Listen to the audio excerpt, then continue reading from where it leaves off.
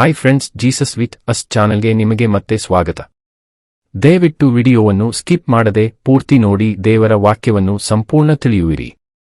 ನೀವು first time ನಮ್ಮ ಚಾನೆಲ್ಗೆ ಬಂದಿದ್ದಾರೆ, ದಯವಿಟ್ಟು ಸಬ್ಸ್ಕ್ರೈಬ್ ಮಾಡಿ. ವಿಡಿಯೋವನ್ನು ಲೈಕ್ ಮಾಡಿ, ವಿಡಿಯೋವನ್ನು ನಿಮ್ಮ ಸ್ನೇಹಿತರಿಗೆ ಶೇರ್ ಮಾಡಿ. ನಿಮ್ಮಿಂದ ನಮಗೆ ಹೊಸ ವಿಡಿಯೋ ಮಾಡಲು ಸ್ಫೂರ್ತಿ ಸಿಗುತ್ತದೆ.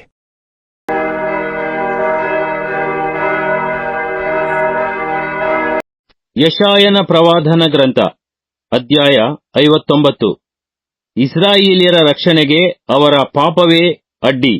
ಇಗೋ, ಯೆಹೋವನ ಹಸ್ತವು ರಕ್ಷಿಸಲಾರದಂತೆ ಮೋಟುಗೈಯಲ್ಲ, ಆತನ ಕಿವಿಯು ಕೇಳಲಾರದ ಹಾಗೆ ಕಿವುಡಲ್ಲ. ಆದರೆ ನಿಮ್ಮ ಅಪರಾಧಗಳೇ ನಿಮ್ಮ ದೇವರಿಂದ ನಿಮ್ಮನ್ನು ಅಗಲಿಸುತ್ತಾ ಬಂದಿವೆ. ನಿಮ್ಮ ಪಾಪಗಳೇ ಆತನು ಕೇಳಲಾರದಂತೆ ಆತನ ಮುಖಕ್ಕೆ ಅಡ್ಡವಾಗಿವೆ. ನಿಮ್ಮ ಕೈಗಳು ರಕ್ತದಿಂದ ಹೊಲಸಾಗಿವೆ, ನಿಮ್ಮ ಬೆರಳುಗಳು ಅಪರಾಧದಿಂದ ಅಶುದ್ಧವಾಗಿವೆ. ನಿಮ್ಮ ತುಟಿಗಳು ಸುಳ್ಳಾಡುತ್ತವೆ, ನಿಮ್ಮ ನಾಲಿಗೆಯು ಕೆಡುಕನ್ನು ನುಡಿಯುತ್ತದೆ. ಇವರಲ್ಲಿ ಯಾರೂ ನ್ಯಾಯವಾಗಿ ನ್ಯಾಯಸ್ಥಾನಕ್ಕೆ ಹೋಗುವುದಿಲ್ಲ, ಯಾರೂ ಸತ್ಯವಾಗಿ ವಾದಿಸುವುದಿಲ್ಲ. ಇವರು ಶೂನ್ಯವಾಗಿರುವುದನ್ನು ನಂಬಿಕೊಂಡು ಅಬದ್ಧವನ್ನಾಡುತ್ತಾರೆ. ಹಿಂಸೆಯನ್ನು ಗರ್ಭಧರಿಸಿ ಶ್ರಮೆಯನ್ನು ಹೆರುತ್ತಾರೆ. ಹಾವಿನಂತೆ ಕೇಡಿನ ಮೊಟ್ಟೆಗಳನ್ನು ಮರಿ ಮಾಡುತ್ತಾರೆ. ಜಾಡರ ಹುಳದಂತೆ ಬಲೆಯನ್ನು ನೇಯುತ್ತಾರೆ. ಆ ಮೊಟ್ಟೆಗಳನ್ನು ತಿನ್ನುವವನಿಗೆ ಮರಣವಾಗುವುದು, ಒಡೆದು ಬಿಡುವವನಿಗೆ ವಿಷದ ಮರಿ ಹೊರಡುವುದು. ಇವರ ಬಲೆಯ ದಾರವು ಬಟ್ಟೆಯಾಗದು, ಇವರು ನೇಯ್ದದ್ದು ಹೊದಿಕೆಯಾಗದು. ಇವರ ಕಾರ್ಯಗಳು ಅಧರ್ಮ ಕಾರ್ಯಗಳು, ಇವರ ಕೈಯಲ್ಲಿ ಬಲಾತ್ಕಾರವೇ. ಇವರ ಕಾಲುಗಳು ಕೇಡನ್ನು ಹಿಂಬಾಲಿಸಿ ಓಡುತ್ತವೆ. ಇವರು ನಿರಪರಾಧಿಯ ರಕ್ತವನ್ನು ಸುರಿಸಲು ಆತುರಪಡುತ್ತಾರೆ. ಇವರ ಯೋಚನೆಗಳು ಅಧರ್ಮದ ಯೋಚನೆಗಳೇ. ಇವರು ಹೋದ ದಾರಿಗಳಲ್ಲಿ ಭಂಗವೂ ನಾಶನವೂ ಉಂಟಾಗುತ್ತವೆ. ಇವರು ಸಮಾಧಾನದ ಮಾರ್ಗವನ್ನೇ ಅರಿಯರು. ಇವರ ಹಾದಿಗಳಲ್ಲಿ ಯಾವ ನ್ಯಾಯವೂ ಇಲ್ಲ. ತಮ್ಮ ಮಾರ್ಗಗಳನ್ನು ವಕ್ರ ಮಾಡಿಕೊಂಡಿದ್ದಾರೆ. ಅವುಗಳಲ್ಲಿ ನಡೆಯುವ ಯಾವನೂ ಸಮಾಧಾನವನ್ನರಿಯನು. ಆದ ಕಾರಣ ಯೆಹೋವನ ನ್ಯಾಯ ನಿರ್ಣಯವು ನಮಗೆ ದೂರವಾಗಿದೆ, ಆತನ ರಕ್ಷಣಾ ಧರ್ಮದ ಕಾರ್ಯವು ನಮಗೆ ಸಂಧಿಸುವುದಿಲ್ಲ. ಬೆಳಕನ್ನು ಎದುರು ನೋಡುತ್ತಿರುವ ನಮ್ಮನ್ನು ಕತ್ತಲೆಯೇ ಆವರಿಸಿದೆ. ಜ್ಯೋತಿಯನ್ನು ನಿರೀಕ್ಷಿಸುತ್ತಿರುವ ನಾವು ಅಂಧಕಾರದಲ್ಲೇ ನಡೆಯುತ್ತೇವೆ. ಕುರುಡರಂತೆ ಗೋಡೆಯನ್ನು ತಡವರಿಸುತ್ತೇವೆ. ಹೌದು, ಕಣ್ಣಿಲ್ಲದವರ ಹಾಗೆ ತಡವಾಡುತ್ತೇವೆ. ಮಧ್ಯಾಹ್ನದಲ್ಲಿ ಸಂಜೆಯಂತೆ ಎಡವುತ್ತೇವೆ. ಪುಷ್ಟರ ನಡುವೆ ಸತ್ತವರ ಹಾಗಿದ್ದೇವೆ. ನಾವೆಲ್ಲರೂ ಕರಡಿಗಳಂತೆ ಗುರುಗುಟ್ಟುತ್ತೇವೆ, ಪಾರಿವಾಳಗಳಂತೆ ಮೂಲುಗುತ್ತಲೇ ಇದ್ದೇವೆ. ನಾವು ಯೆಹೋವನ ನ್ಯಾಯ ನಿರ್ಣಯವನ್ನು ಎದುರು ನೋಡಿದರೂ ಅದು ಸಿಕ್ಕದು, ಆತನ ರಕ್ಷಣಾ ಕಾರ್ಯವನ್ನು ನಿರೀಕ್ಷಿಸಿದರೂ ಅದು ನಮಗೆ ದೂರ. ಏಕೆಂದರೆ ನಮ್ಮ ತಪ್ಪುಗಳು ನಿನ್ನ ದೃಷ್ಟಿಗೆ ಹೆಚ್ಚಾಗಿ ಬಿದ್ದಿವೆ. ನಮ್ಮ ಪಾಪಗಳು ನಮಗೆ ವಿರುದ್ಧವಾಗಿ ಸಾಕ್ಷಿ ಕೊಡುತ್ತವೆ. ನಮ್ಮ ತಪ್ಪುಗಳು ನಮ್ಮ ಸಂಗಡಲೇ ಇವೆ. ನಮ್ಮ ಅಪರಾಧಗಳನ್ನು ನಾವೇ ಬಲ್ಲೆವು. ಹೌದು, ಯೆಹೋವನಿಗೆ ತಪ್ಪಿ ನಡೆದು ಆತನನ್ನು ಅಲ್ಲಗಳೆದಿದ್ದೇವೆ. ನಮ್ಮ ದೇವರ ಅನುಸರಣೆಯನ್ನು ಬಿಟ್ಟು ತಿರುಗಿಕೊಂಡಿದ್ದೇವೆ. ಅನ್ಯಾಯವನ್ನೂ ದ್ರೋಹವನ್ನೂ ನುಡಿದಿದ್ದೇವೆ. ಹೃದಯಪೂರ್ವಕವಾಗಿ ಸುಳ್ಳು ಮಾತುಗಳನ್ನು ಕಲ್ಪಿಸಿ ಆಡಿದ್ದೇವೆ. ನ್ಯಾಯವು ಹಿಂದಕ್ಕೆ ತಳ್ಳಲ್ಪಟ್ಟಿದೆ, ಧರ್ಮವು ದೂರದಲ್ಲಿ ನಿಂತಿದೆ.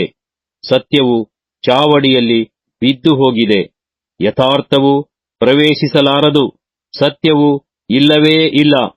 ಕೇಡನ್ನು ಬಿಟ್ಟವನು ಸೂರೆಯಾಗುತ್ತಾನೆ. ತನ್ನ ಜನರನ್ನು ರಕ್ಷಿಸಲು ಯೆಹೋವನು ಮುಂಗೊಂಡದ್ದು. ಯೆಹೋವನು ಇದನ್ನು ನೋಡಿ ನ್ಯಾಯವಿಲ್ಲವಲ್ಲ ಎಂದು ವ್ಯಸನಗೊಂಡನು. ಉದ್ಧಾರಕನಾದ ಯಾವ ಪುರುಷನೂ ಇಲ್ಲವೆಂದು ಕಂಡು ಸ್ತಬ್ಧನಾದನು. ಆಗ ಆತನ ಸ್ವಹಸ್ತವೇ ಆತನಿಗೆ ರಕ್ಷಣಾ ಸಾಧನವಾಯಿತು.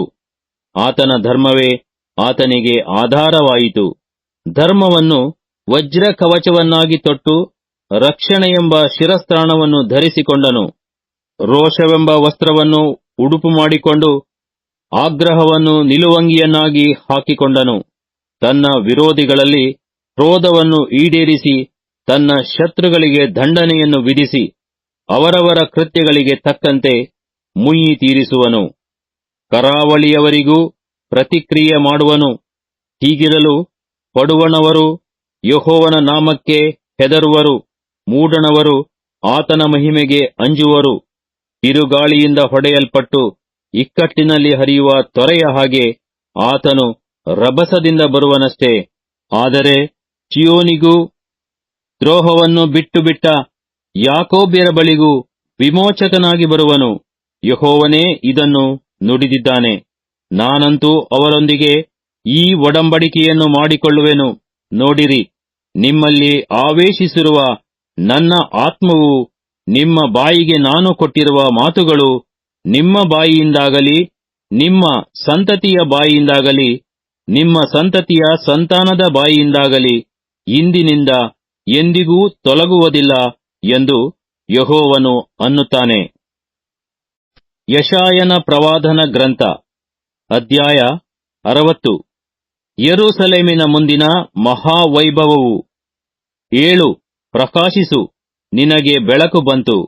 ಯೆಹೋವನ ತೇಜಸ್ಸು ನಿನ್ನ ಮೇಲೆ ಉದಯಿಸಿದೆ.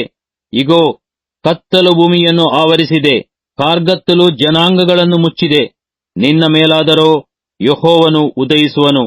ಆತನ ತೇಜಸ್ಸು ನಿನ್ನಲ್ಲಿ ಕಾಣಿಸುವುದು.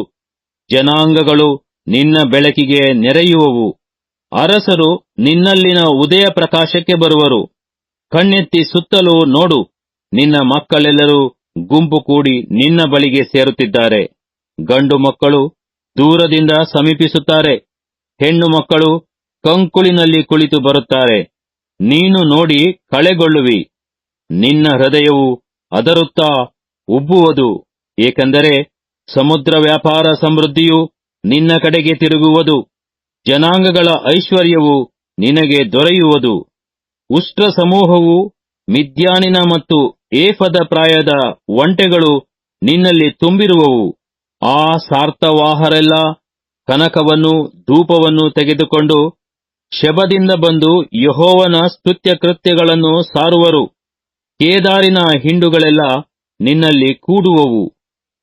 ನೆಬಾಯೋತಿನ ಟಗರುಗಳು ನೀನು ಮಾಡುವ ಯಜ್ಞಕ್ಕೆ ಅನುಕೂಲಿಸಿ ನನ್ನ ಯಜ್ಞವೇದಿಯ ಮೇಲೆ ಸಮರ್ಪಕವಾಗಿ ಒಯ್ಯಲ್ಪಡುವವು.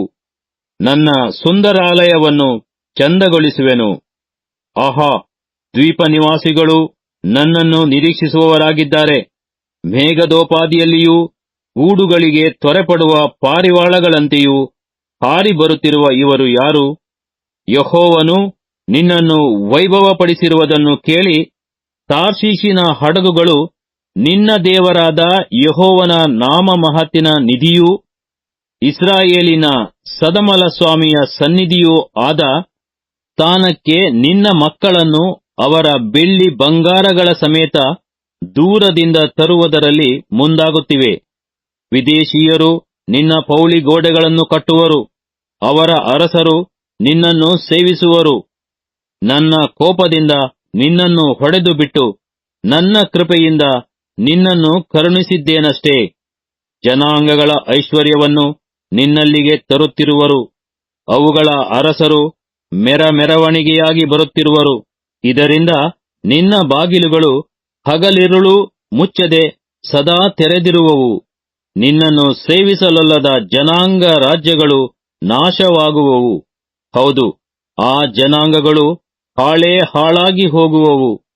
ನನ್ನ ಪವಿತ್ರಾಲಯವನ್ನು ಭೂಷಿಸುವುದಕ್ಕಾಗಿ ತುರಾಯಿ, ತಪಸಿ, ತಿಲಕ, ಈ ವೃಕ್ಷರೂಪವಾದ ಲೆಬನೋನಿನ ಮಹಿಮೆಯು ನಿನಗಾಗುವುದು. ನನ್ನ ಪಾದ ಸನ್ನಿಧಿಯ ಮಂದಿರವನ್ನು ವೈಭವಪಡಿಸುವೆನು. ನಿನ್ನನ್ನು ಕುಗ್ಗಿಸಿದವರ ಸಂತಾನದವರು ನಿನ್ನ ಬಳಿಗೆ ತಗ್ಗಿ ಬಗ್ಗಿ ಬರುವರು.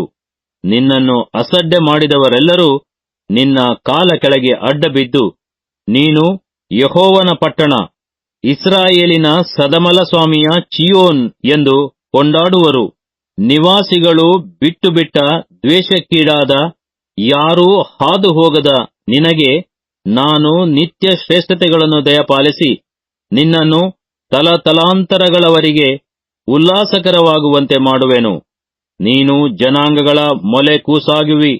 ರಾಜರು ನಿನಗೆ ಮೊಲೆಯುಡಿಸುವರು. ಆಗ ಯೆಹೋವನಾದ ನಾನೇ ನಿನ್ನ ರಕ್ಷಕನು, ನಿನ್ನ ವಿಮೋಚಕನು, ಯಾಕೋಬ್ಯರ ಶೂರನು ಎಂದು ನೀನು ತಿಳಿದುಕೊಳ್ಳುವಿ.